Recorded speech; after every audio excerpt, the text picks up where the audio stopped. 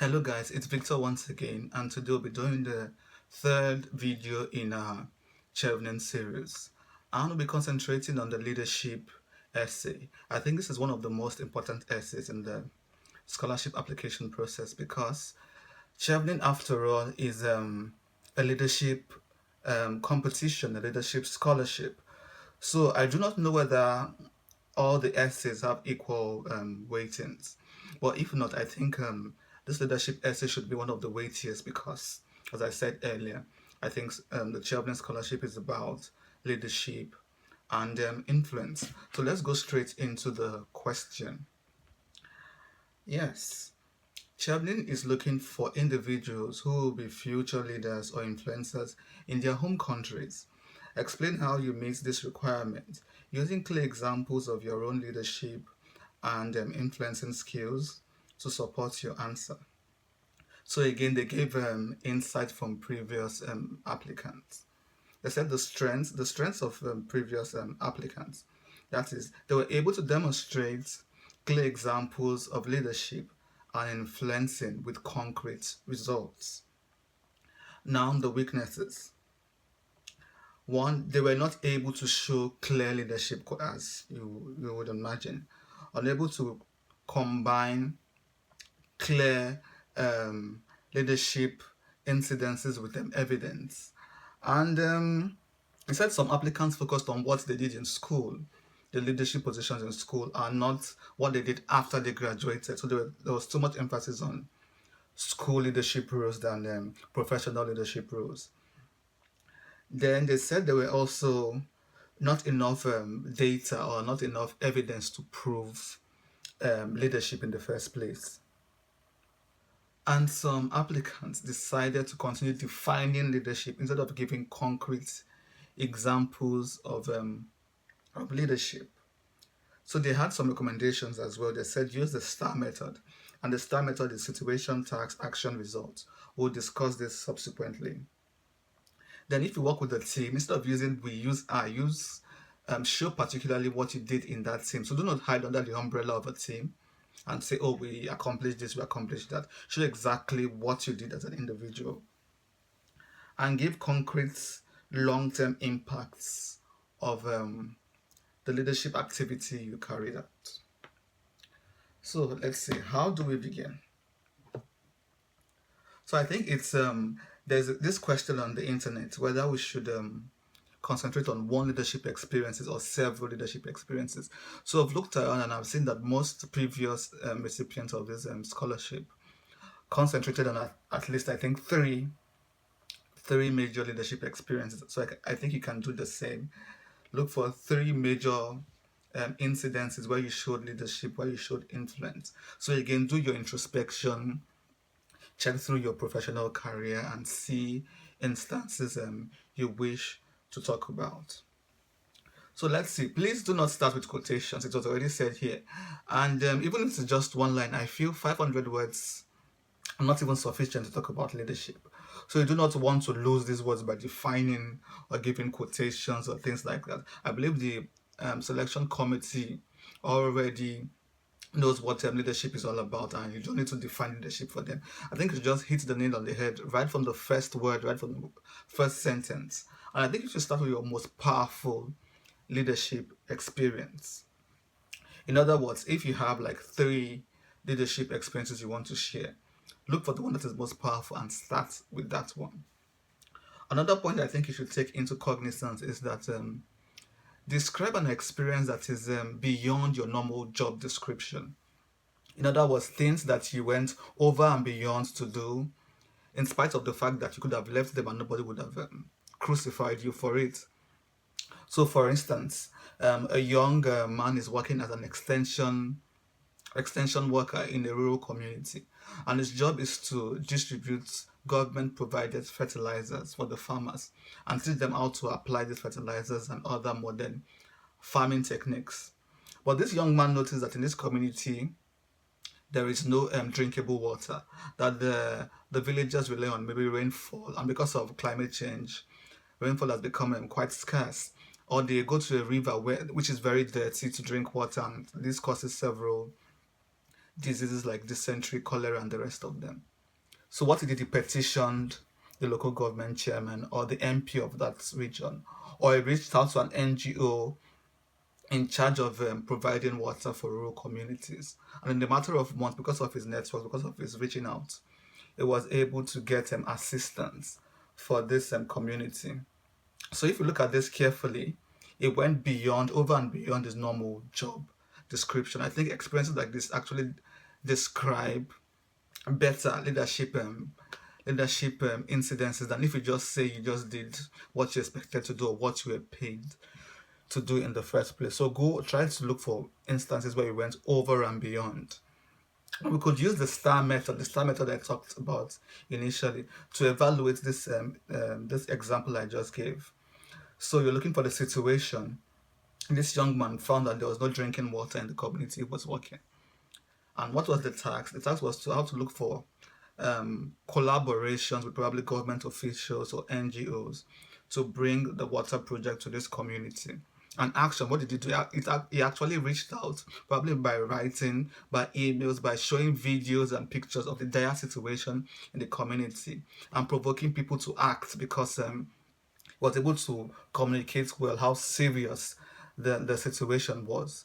And then the result was that at the end of the day, they were able to install a water system in this village. And you could give a rough number of the beneficiaries, how big the village were, and how the incidences of probably dysentery and cholera went down because of this water project it was able to initiate in the community. So he has fulfilled this different processes: the situation, task, action, and results. Another thing you should note is that when you're recounting your leadership experience, please be as specific as possible. Give names of communities you worked with, organizations you worked with.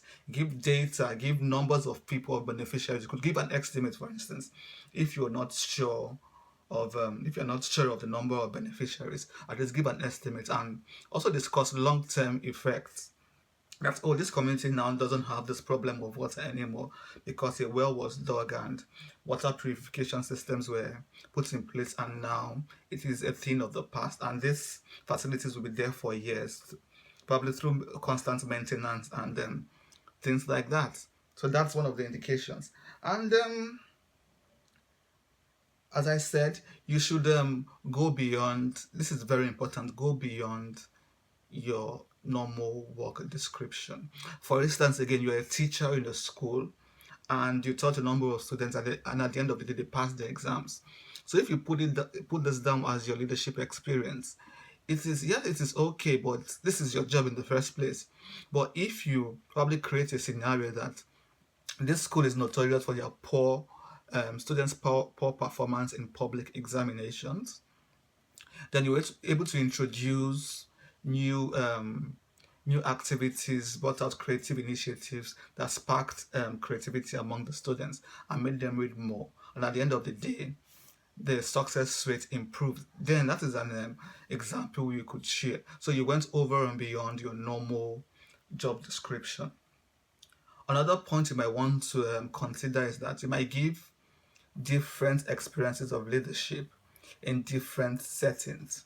For instance, your first experience might be your professional experience with leadership, what you did at work. But you could also discuss what you did probably in the youth organization, where you led a fundraising activity for a youth center, for a sports center, or something.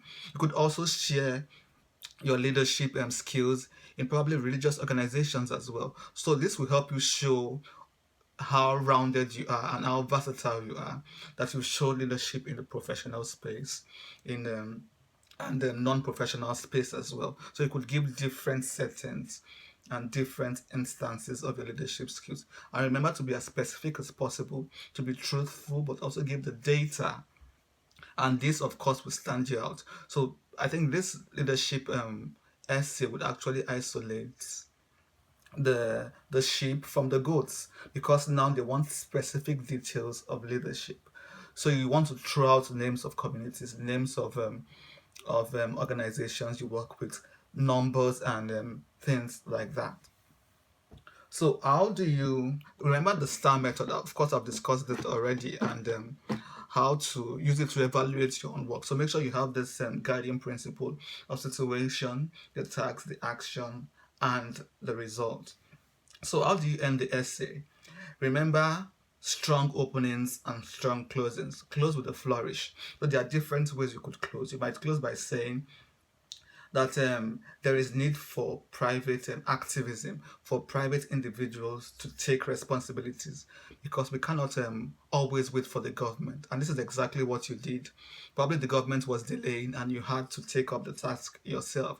So instead of asking what the community would do for you, instead ask what you would do for the community. Or you could also say that you want to be a change maker and you have lots of big plans in the future. You could list the plans that you hope to achieve in the future and argue that with this knowledge you gain from this scholarship, with your network, these plans will be achievable. You could also say that you want to be a change maker and you want to start effecting the change you hope to see in the world in your own corner. So you're not waiting for any government, for any savior to come and redeem you, but you're moving forward in your own corner, making a difference and being the change you want to see in the world. And so, guys, it's just 500 words, so you have to be as specific as possible. Just give the key details about what you did. And as I said, I've gone through the internet, through experiences of past applicants, and they said they mentioned at least three instances. So get your three instances, do lots of introspection, and see those activities that would distinguish you from other applicants. And Chevening, as I said earlier, is a leadership scholarship in the first place. So yes, there's this emphasis on academics, but that's why somebody with an average result can actually get the scholarship. Somebody with an average result, but with immense experience, immense leadership experience, and impact would get the scholarship. So that is why you have to concentrate, think about this, ruminate about your experiences with leadership, the different instances you should bring into the picture.